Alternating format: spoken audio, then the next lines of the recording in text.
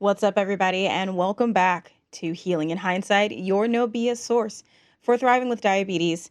As you know, I'm Taylor Danielle, and if you don't, I'm Taylor Danielle. Welcome if you are new here, and if you are returning, welcome back. Glad to have you guys here on another day, another another week, and it's chugging along. It's really surprising how quickly this year has already gone by. I I can't even fully wrap my head around it because it's just like, wait, we're already about to be in 2022, and I'm trying my best to be very, very grounded in the present of like today's today. 2022 is still quite a ways away, but yeah, time is flying and it's crazy. But aside from that, today I really wanted to touch on, how to stay motivated as you're treating your diabetes because we all know that this is a condition that is just not something that, just goes away, right? And especially for my insulin dependent folks, it's just kind of like it's here. And so it can be so easy to kind of fall into a rut to deal with burnout. Diabetes burnout is such a real thing, and we should definitely pay attention to it. Um, so it's kind of like, let's figure out a way of how we can keep at it, even if it's not, and I say motivated, but I don't mean in this like pep rally type way, where everybody's just high energy and you just got to keep going. And, sometimes it's just like doing the right next step, right? So how do you stay in a frame of mind to just take the right next step, right? Um, and I think something that we should think about is having self-compassion in moments where we feel a little bit tired and starting to experience some burnout because, it's hard when you have to think about this subconsciously, at least, all day, every day, and you're trying to still navigate your life to the best sense of normal as possible, right? Well, the thing about it is, by figuring out ways to stay motivated, by figuring out ways to stay in stride of taking the, right next step for yourself, it creates a system of, deeper self care, in my opinion, and allows us to continue to push forward and, navigate our diabetes as best as we can while still really enjoying the other 90% of our life. I consider diabetes to be like 10, I might even give you 20% of life that you have to kind of pay a little bit more attention to, but for the most part, it should not consume your life, right? Or at least we're trying not to. So, I want to talk about a couple of things that I think have been helpful for me on how we can do just that. So, with that being said, let's do it. Perfect. You're listening to Healing in Hindsight, your no BS source for thriving with diabetes. What's up, guys? I'm Taylor Danielle, and it's my goal to help millennial diabetics like myself live an amazing life without your diagnosis getting in the way. I get it. I was diagnosed back in 2015 with type 2 diabetes, and it was really hard to find people around my age to understand how to travel, socialize, or even have meaningful relationships. But I feel like with a focus on mindset, perspective, and nutrition, together we can take back our health and our lives. Consider this the red table talk, but for diabetics. Minus the entanglements, though. So let's do it. All right. So, how do you stay motivated when you're dealing with a condition that sometimes doesn't even let you sleep and is all surrounding what you eat and, how you move and all of that? And it's definitely a challenge, and it can be what feels like just consuming of everything because there have definitely been moments, especially when I started taking my diagnosis more seriously, where it felt like all day, every day, this is all I think about. This is all I'm managing, And it can be very easy to almost be obsessive on how you're taking care of yourself. But I've found that certain things have helped keep me motivated in a way that is enough for me to, you know, stay on track with things, but not so much to where it's overwhelming. And the overwhelming piece is, I think, the part that feels like, I gotta really just, oh man, like everything, like every minute of every day is, I'm thinking about my diabetes. But I think it's easier when you start to give yourself some room to not have to do that, and to do it at a safe level where you're not putting yourself in danger by not thinking about it, but it's not so much at the forefront of your mind that it's all you can think about and everything else kind of just goes to shit, right? So, um, I guess the first thing that I want to point out that's been helpful for me is having a support system. And it can look like so many different ways. It can look like, therapy, right? It can look like finding the community. So there's different apps and things that are out now or Facebook groups, and I be very strategic about the Facebook groups that you join, right? But find a support system. Find a place where you feel comfortable and confident to share your story and share what you're going through and share, how you're feeling, because it is very easy to bottle these things up sometimes and kind of implode. So whether that's a friend, family member, community, whatever, figure out a support system, because they can also, kind of keep you afloat, right? Of like, hey, I totally empathize with the fact that you are going through this, but hey, don't let it like completely consume you or whatever, right? But me having a support system has really, really been a huge piece of me being able to continue moving forward. Even if it's just like me telling my partner, like, I had a really rough night and I'm just trying to take it slow and take it easy. So, like, forgive me if I'm not, gung ho or in your face, or if I'm a little quiet today. And him respecting that and him understanding, hey, I get it. Sometimes you have off days, nights, mornings, whatever. And I'm here for you if you need something, right? So, the second thing that I've been doing that has been such a deep explorative thing, and it's been going on for a while, and I feel like this is one of those things that is constant and ever changing and evolving, and that's practicing, appropriate self-care. Sorry guys, okay, y'all, just 2.5 seconds. Gnats, I hate them so much. I don't understand why they want to fly straight into your face. Like, you can fly anywhere, but you're flying straight into my face. I don't know if it's my plants, and I've got like mosquito bits and stuff to prevent them from laying in things. But I've had like 3 rounds of gnats, and I've got little like a trap and everything and it's working, and it's kind of gross how many are like in there. But I'm taking my trash out regularly. I'm checking my plants regularly, and it's still like they just still somehow show up, and they're too small. Like, I almost bought one of those like electric fly swatter thingies, but they're too small. They go right through the little, or I need to find one where the holes are tiny, because everywhere. And there's just one little one in here that is just right in my face. Anyways, sorry. I just had to talk about that because, geez. So, self-care. Self-care is something that I've been practicing deeply, and I know it is everywhere online. It is heavily talked about. It is heavily brought up. There's all kinds of coaches and programs and all these things. But there's it's a valid thing to discuss. But I think the biggest thing that I've had to do is understanding self-care that works for me.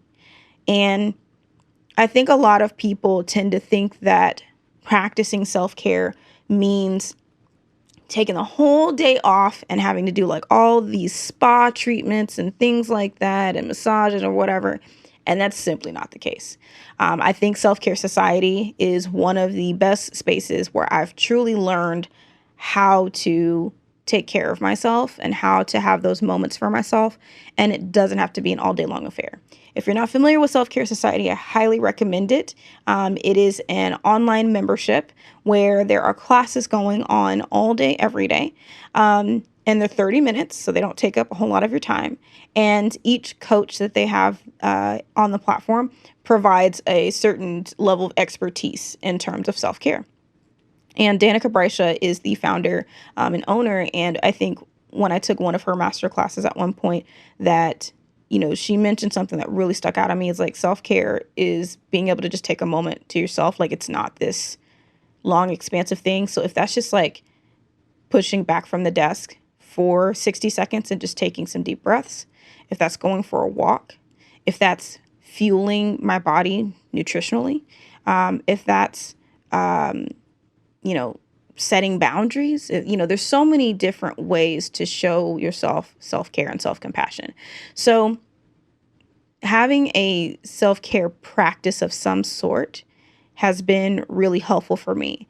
And a lot of times my self-care, thing, especially when I'm having a rough time with my diabetes, it's as simple as giving myself permission to lay in bed. Or if I can't necessarily lay in bed all day, right? Sleeping in a little bit. Because again, I'm up pretty early and I try to be up early so I can be intentional about my mornings and my day. But sometimes I just need to sleep a little bit longer and just lay there a little bit longer and ignore the 5:30 alarm and all that kind of stuff like that. All of that are acts of self-care. Now, I also recognize for myself my mental state of like, am I laying in bed all day because I'm trying to avoid something or, things like that. But even so, I think we often see those types of actions as bad when really it's like, it's something that my body just needs. If I need to just lay down and allow my body to rest and allow my mind to kind of just wander and, um, do things that just feel right for me, then that's okay, because that might be what I needed in that moment. So, self-care is truly an important factor to being willing to push through for the next day, being willing to make the right decisions for whatever you're eating that day. Be able to, I know y'all better feel me on this, but be willing to just even scan the damn sensor or prick your finger just to see where you're at, even though you're kind of nervous about it. You know what I mean? Like, we have to find ways to allow ourselves grace and space and as much self-compassion as possible. And that pushes me through to the next moment or the next day in managing my diabetes. So, know that that's, in my opinion, a very important step. And, let me know what some of your self-care practices are. It looks different for everybody. Some people, self-care is going for a run. Self-care is, therapy. Self-care is, cutting off all social media and having a media-free night so you can just be away from the screens. Like, there's so many different options. Journaling, so much. Dancing, like self-care can be so many different things. And it's just about bringing you back to a place of center and feeling good about moving through or even working through some of those, hard thoughts and things like that. We talked about beliefs, recently. So to me, that's been a huge part of staying motivated to push through to the next day. So yeah, let me know what some of the self-care practices that you guys are utilizing. I'm always open to different practices, forms, ideas, journal prompts, everything. So share in the comments or, in the reviews what you guys are doing. And so that kind of brings me to the last thing that I've been doing. And it's not a whole lot this round because it's very simple. I've been really leaning into simplicity. And, we all know diabetes is not simple by any means, but if I can, have simplicity in other areas of my life, and it's not perfect, I'm still navigating things, but simplicity has been huge. So that's not the thing, but so the last thing that like has been helping me is being flexible and willing to adapt, because I have definitely seen and experienced myself like being flexible of like, okay, I have to pivot in this way, or I've got to turn this way, or I've got to, navigate my day in this way. But I'm not going to like it, or I'm just mentally like not for it, or I just don't feel like it needs to be this way. Like I'm going to do it, but I'm not going to be excited about it. Right. And I had to, not even had to, I am still working through the willingness part, because I am very much a person that has a plan for something, executes, and when it doesn't go according to plan, I don't necessarily fall apart, but it definitely bothers me. I've gotten better at being flexible. I've gotten better at, when I plan something, expect that something is going to go left or right, up, down, or all around, right? But my mindset when that happens doesn't always go with it. Even though I'm having to adjust to this thing and adapt to this thing, my headspace is just off, and that can throw me and tend to stress me out, which we all know stress adds to, all the things that can make your blood sugar go crazy, right? So that's why I wanted to be clear about saying being flexible and willing, because I have found in the moments where I've really just been like, okay, this is how things have to flow. That's fine. It's not the greatest, but we're going to roll with it because I need to be able to keep moving forward. And I don't want to get so stuck in my head that I'm wasting time, energy, and effort. And I'm not even getting to, the next point that I'm trying to be in. I think of two examples of this. One I think everybody will get, and then the other one, maybe. But the first one is like the social media black hole. I tried to avoid TikTok like the plague. I really did. Not because I hate on TikTok. It's a black hole. And I have found myself laying in bed, needing to get stuff done. Or, I had a productive morning and I was taking a small break. I wasn't intending to be sitting there for a really long time. I'm like, okay, let me scroll through some stuff. Let me engage with people, whatever. And then I look up and 3 hours have gone by. And I'm just like, when did all the time go by? Right? Because I am so just mentally checked out that I just let it go. You know what I mean? Like I didn't even think about it because I really didn't want to move on to the next thing that I needed to do. I really didn't want to pay attention to that. I was already bothered that, I had to pivot in the first place. So I'm going to sit here and I'm going to scroll through some stuff and, take my mind off of it. And really I was escaping into it. And then the consequences of that, looking up and I had like 3 hours of time that went by. And it might not be the best example. Something else that has come up for me in trying to provide a better example of that is like my studio setup. And I have worked really hard to arrange this room to be a place of creativity, a place of where I can like brainstorm and think, also do my recordings for, the show and other, forms of content that I'm creating. But I want the furniture to go a certain way. I want things to be in a certain place. I want certain connections to happen. And it's not exactly as I planned it. And I've adapted, right? But it's been frustrating because I'm just like, oh, I just really need this to go like this. Like I don't like that I'm having to put this thing here, but I need it to go like this. Or even with my equipment setup, like, I don't want to buy another thing, but I really need this to be like this. And so this studio has gone in phases. So many phases. I think honestly I'm in like phase 3, where it's like it's good where it's at. I just need to clean it. Like, why is moving stuff around your house revealing how much crap is everywhere, and then it's just like putting it all back, especially small pieces, putting it all back in a space is so hard for me. And I don't want to talk about the rest of my apartment. It is a hot mess. But I got to a point where I'm like, okay, Taylor, this is what you got. Okay. You ain't got nobody throwing thousands of dollars at you to design the studio of your dreams, right? This is what you have. And in order to get to the level of quality and things that you want, you have to work with what you have right now.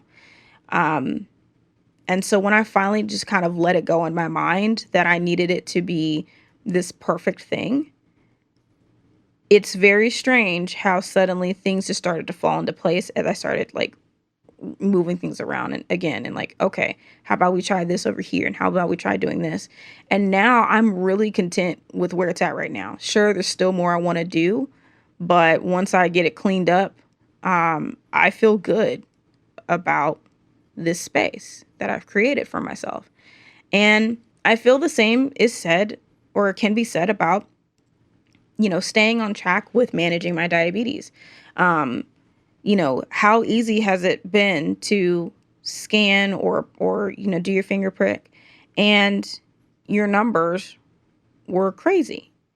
And you got to be flexible in adjusting for whatever that number is.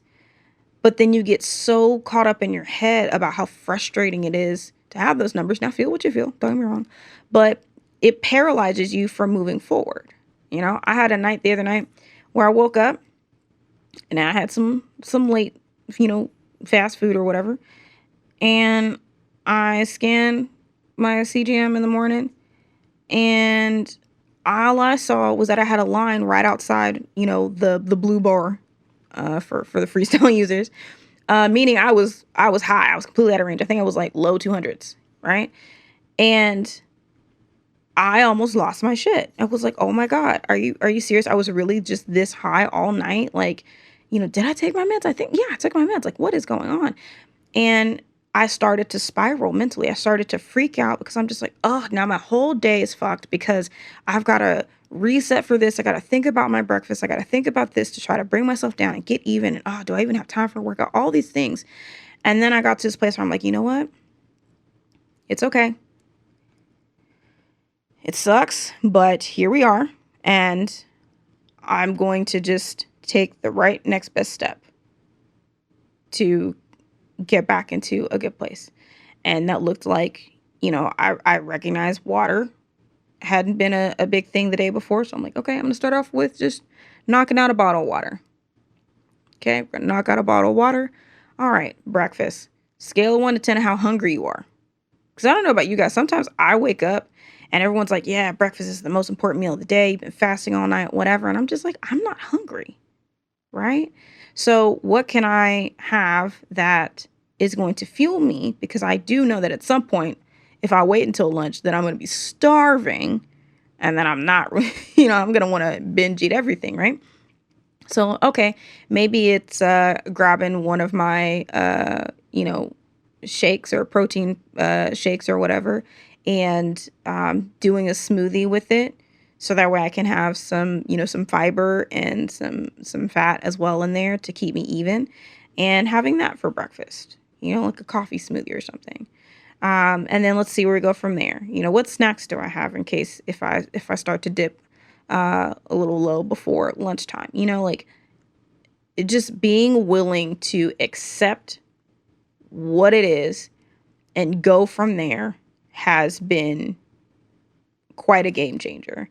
And it's not perfect. It's not perfect every time at all. Like, there are some days where I literally just fizzle out. And I want to say that because I know that sometimes when people share their experiences or their tips or whatever, you start having that voice in your head that's like, well, that doesn't work for me. And well, I just can't get past, like, I want to be very clear. It is not perfect every time, but I am a firm believer of the 80-20 rule. I'm a firm believer that as long as most of the time I'm doing it, it's all right if every now and then I'm like, okay, I'm having a fizzle out day. I'm having a day where I'm like, it's just not gonna go right. And I think I just need to sit here and be mad about it for a little bit and just go about my day as best I can at this point. Just moving through the day is a win for right now. So I want to be clear about that. But for the most part, shifting being flexible and adapting and willing to adapt has helped me a lot, not only with my management, but in other aspects of my life. Um, but especially with managing my diabetes, because if I were to fall apart every time it wasn't going as planned, because we all know your blood sugar is not always planning with you. It's not not planning with you, but like it's not flowing with you the same way that you want it to flow. Because if it did, we'd all be sitting here with unicorns all day long, you know, chilling, right? So we have to stay flexible because we already know that sometimes your numbers just shoot up and you might not have done anything but just sat up, right? Or sometimes you start dropping and it's just like, man, I just ate and I did all the things and what happened? So we have to be able to stay flexible and adapt and be willing to accept that this is what we're going to have to do in order to move forward. And that has helped me to just give myself so much grace and space and to give myself as much self-compassion and love as I can to recognize that I'm still a human being and I'm not perfect, right? So in essence, have a support system, have someone that you can talk to, or a community or a group or an accountability buddy, whomever that you can talk to, because this is a lot to manage, right? And we have to be able to express how we feel about it versus bottling it up, right? So definitely have a support system to help you navigate literally the highs and lows, okay? Self-care. Take care of yourself, do self-care practices, have self-compassion for yourself as well. Even if it's just, again, it doesn't have to be this long, extensive thing, even if it's just 5 minutes of stepping away from everything, turning everything off and just sitting for a second or going for a walk. Or, if you do want to do the bubble bath thing, like I love bubble baths, right? Like whatever self-care is for you, which is you doing something that makes you feel good, in essence, in short, you doing something to help you release and let go of things, like do it. And then stay flexible and be willing to adapt.